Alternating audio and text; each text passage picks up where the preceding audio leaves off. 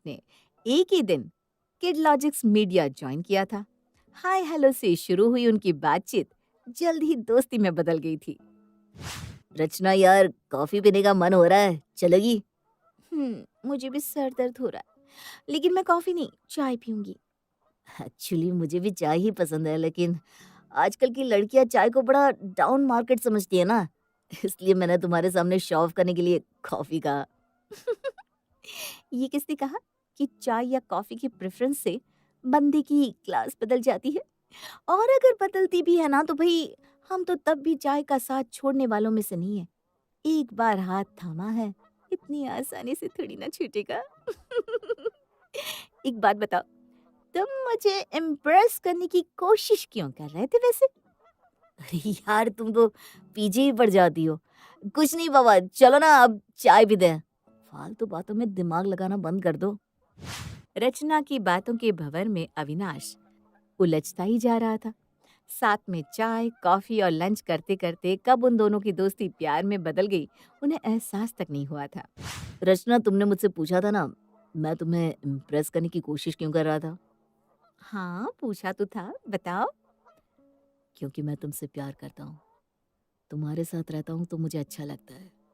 तुम्हारी बातें याद आती है तो चेहरे पर मुस्कुराहट आ जाती है, और तुम्हारा ख्याल तो मन से जाता ही नहीं है। तुम सच कह रहे हो अविनाश? ये कोई मजाक की बात है क्या? हाँ, सच में मैं तुमसे बहुत बहुत बहुत प्यार करता हूँ। रचना और अविनाश अब पूरे ऑफिस के लिए लव बर्ड्स बन गए थे। कुछ ही दिनों में दोनों एक दूसरे से शादी करने का फैसला कर लेते हैं। शादी के बाद, अरे यार, तूने शादी कर ली और ऑफिस के स्टाफ को बुलाया तक नहीं? अरे भाई, हम कौन सा तुम दोनों चंदा चकोर की जोड़ी को नजर लगा रहे थे? ऐसी बात नहीं है यार, वो शादी मेरे गांव से हुई ना, इसलिए मैंने दिल्ली के दोस्तों को इनवाइट नहीं किया था। तुम लोग टेंशन ना लो, तुम्हारी पार्टी तो आज यहीं करवा देंगे। क्यों अविनाश? अरे हाँ हाँ, क्यों नहीं। लंच के समय रचना पूरे स्टाफ के लिए बाहर से खाना ऑर्डर कर देती है। अरे यार, तू बुरा मत मानना, लेकिन हर लड़की यही चाहती है कि उसका पति उससे ज्यादा कमाए, ऊंची पोस्ट पर हो। लेकिन तूने तो अपने बराबर सैलरी वाले अविनाश के साथ शादी कर ली। देखो, मैंने अविनाश से प्यार उसका दिल देखकर किया था, उसकी दौलत या सैलरी देखकर नहीं। मैं अपने पति के साथ बहुत खुश हूँ। आगे से कभी ऐसी बातें मत करना। अरे यार, आज नहीं तो कल तुझे समझ में आ ही जाएगा कि अविनाश के साथ शादी करके तूने कितनी बड़ी गलती कर दी है। हमारा एचआर मैनेजर कब से तेरे पीछे पड़ा था। हर महीने 1.5 लाख रुपए उसके अकाउंट में आते हैं। सोच, तेरी कितनी ऐश होती उससे शादी करके। मेरी राय में तो तुझसे बड़ा बेवकूफ कोई हो ही नहीं सकता। रचना अपनी मस्खरी सहेलियों को समझा रही थी, लेकिन उसकी सहेलियां उसकी टांग खींचने में लगी हुई थी। तभी रचना और उसकी सहेलियों की बातों की आवाज अविनाश के कान में भी पड़ जाती है। रचना के दोस्तों को लगता है कि मैं रचना को डिजर्व नहीं करता हूँ। देखो तो कैसे मेरा मजाक बना रही है। कुछ दिन बाद, वेरी गुड रचना, तुम्हारी परफॉर्मेंस लगातार इम्प्रूव हो रही है। और Avinash, your performance is pathetic. अरे बरखुदार, ऑफिस आकर थोड़ा हाथ पैर हिला लिया करो। अपनी वाइफ को देखो, तुम्हारे बराबर सैलरी लेती है, लेकिन काम तुमसे 1.5 गुना करती है। अरे उससे ही सीख लो कैसे स्टार परफॉर्मर बना जाए। मैं नेक्स्ट प्रमोशन के लिए रचना का नाम रेकमेंड करता हूँ। और अविनाश, अगर तुम्हें अपनी नौकरी बचानी है तो अभी से कोशिश शुरू कर दो। रचना को लगा था कि बॉस के प्रमोशन देने की बात सुनकर अविनाश बहुत खुश होगा, इसलिए घर आकर वो बहुत खुश नजर आ रही थी। अविनाश, आज डिनर के लिए कुछ स्पेशल बनाओ। हाँ हाँ, सिर्फ स्पेशल मत बनाओ, 2-4 रिश्तेदारों को भी बुला लो। आखिर सबको पता चलना चाहिए ना कि तुम ऑफिस में पति से कितना आगे निकल गई हो। वहाँ सब तुम्हारी कितनी इज्जत करते हैं। और इतना ही नहीं, तुम तो बहुत जल्द मैनेजर भी बनने वाली हो।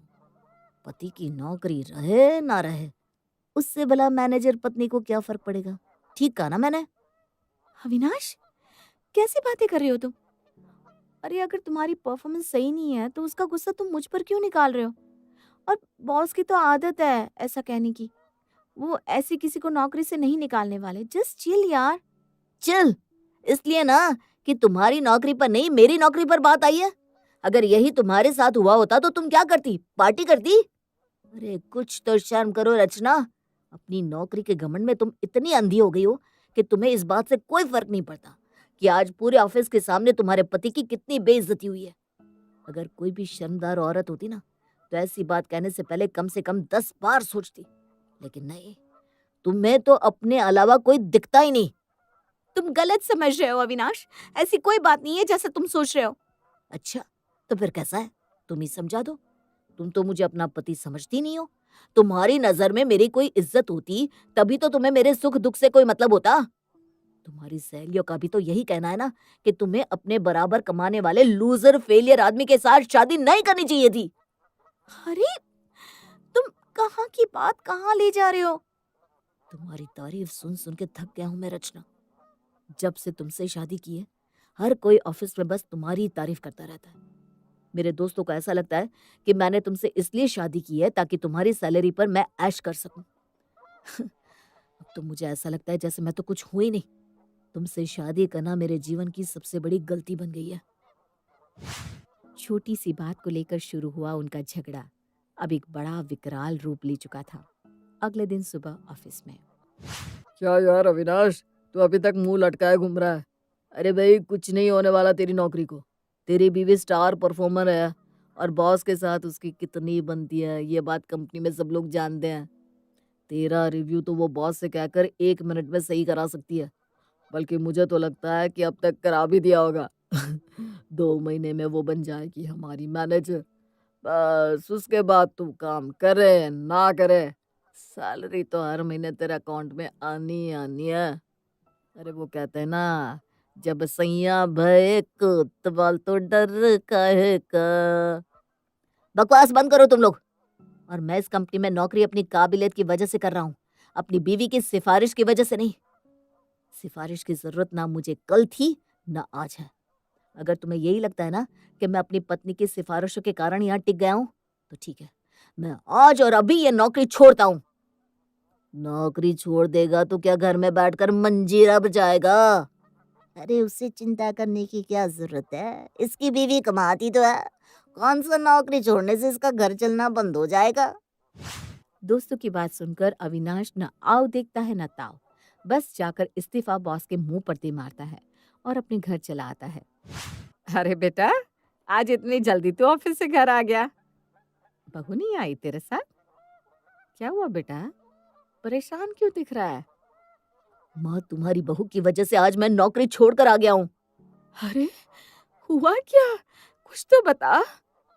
मेरे ऑफिस में सबको यही लगता है माँ कि मैं वहां पर नौकरी सिर्फ रचना की मेहरबानी से कर रहा हूँ।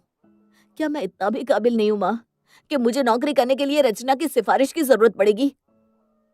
अरे मैंने तो कहा ही था कि उस रचना से शादी मत कर। तू ही उसके चक्कर में बावला हुआ जा रहा था। बेटा, बराबर कमाने वाली लड़कियां सर पर चढ़कर नाचती हैं। वो कभी भी पति को पति की तरह इज्जत नहीं दे सकती। अब ठीक कहती हो माँ, गलती तो मुझसे हुई है। शाम को। अविनाश, ये क्या कर दिया तुमने? अरे ऐसे नौकरी छोड़कर कौन आता है? लोगों का तो काम है कुछ न कुछ बोलना। कोई कुछ भी कह देगा तो तुम अपनी नौकरी छोड़ दोगे? ये कैसी बेवकूफी है? अब घर में बैठकर क्या करोगी तुम? मुझे ज्यादा ज्ञान देने की जरूरत नहीं है। मैनेजर तुम ऑफिस में बनने वाली हो, घर में मेरी बीवी हो, बीवी बनकर रहो। मुझे समझ में नहीं आता क्या हो गया है तुम्हें। हर बात पर ताना देना आदत हो गई है क्या तुम्हारी? अपनी गलती का एहसास हो गया है मुझे, और क्या होगा। और ताना नहीं दे रहा हूँ, सच बोल रहा हूँ। रचना अविनाश के व्यवहार से बहुत दुखी थी। नौकरी छोड़ने के बाद अविनाश अब पूरा पूरा दिन घर में पड़ा रहता था और बात बात पर उसके साथ झगड़ा करता था। रचना बहू, देख रही हूँ मैं, तू आजकल घर के कामों में हाथ ही नहीं लगाती। आज भी तूने खाना नहीं बनाया? वो माँ जी, मुझे सुबह उठकर ऑफिस जाना होता है ना। आपकी बेटी की तरह खाली नहीं हूँ मैं। अब अगर आपके बेटे से नौकरी नहीं हो रही तो उससे कहिए कम से कम घर ही संभाल ले, कुछ तो राहत मिले मुझे। है, देखो कैसे जुबान लड़ा रही है। शर्म नाम की चीज ही नहीं है। अपने पैसों का घमंड अपने मायके में दिखाना तुम। यहाँ रहना है तो बहुओं की तरह रहना होगा। पति कमाए ना कमाए, घर में खाना तो तू ही बनाएगी। तो ठीक है, मुझे भी इस घर में रहने का कोई शौक नहीं है। मैं जा रही हूँ ये घर छोड़कर। और रचना गुस्से में घर छोड़कर चली जाती है। रचना के जाने के बाद शाम को, अरे बेटा जाने देना उसको, तेरे बराबर कमाती है इसलिए बहुत ज्यादा घमंड आ गया है उसे। मैं तो कहती हूँ तलाक दे दे इसको, तेरी दूसरी शादी कराऊंगी मैं। माँ ये कैसी बात कर रही हो आप? आपने उसे जाने क्यों दिया? अरे लड़ाई झगड़े का मतलब ये नहीं कि वो घर छोड़कर चली जाए। वो पत्नी है मेरी, कोई सामान नहीं कि कल दूसरी ले आए। अविनाश रचना के जाने से बहुत दुखी था। दुखी मन से वो अपने कमरे में आता है। रचना के बिना ये कमरा कितना सूना सूना लग रहा है। चाहे हम लड़ाई ही करते थे लेकिन वो रहती थी तो ये कमरा कम से कम कमरा तो लगता था। अविनाश हर पल रचना की कमी महसूस कर रहा था। रचना का रात को सब काम खत्म करने के बाद बालकनी में बैठकर कॉफी पीना, उसे ऑफिस में अच्छा परफॉर्म करने के लिए मोटिवेट करना। मैं ही गलत था। मैंने अपनी असफलता का ठिकरा उसके माथे पर फोड़कर अच्छा नहीं किया। उसने तो कभी मेरा बुरा नहीं चाहा। मैं अब इस बात को और आगे नहीं बढ़ने दूंगा। हम पति पत्नी हैं, हमारे बीच की बातें इस बेडरूम के बाहर नहीं जा सकती। इतना सोचकर अविनाश कार की चाबियां लेकर तुरंत ही रचना को लेने निकल पड़ता है। अपने घर चलो रचना, तुम्हारे ना होने पर मैंने महसूस किया कि तुम्हारा होना कितना जरूरी है। मैं भी तुम्हारे बिना खुश नहीं हूँ अविनाश, लेकिन शायद तुम मेरे बिना खुश रहोगे, ऐसा सोचकर मैं तुम्हें छोड़कर चली आई। अविनाश रचना से अपने की माफी मांगता है और फिर दोनों खुशी खुशी साथ रहने लगते हैं।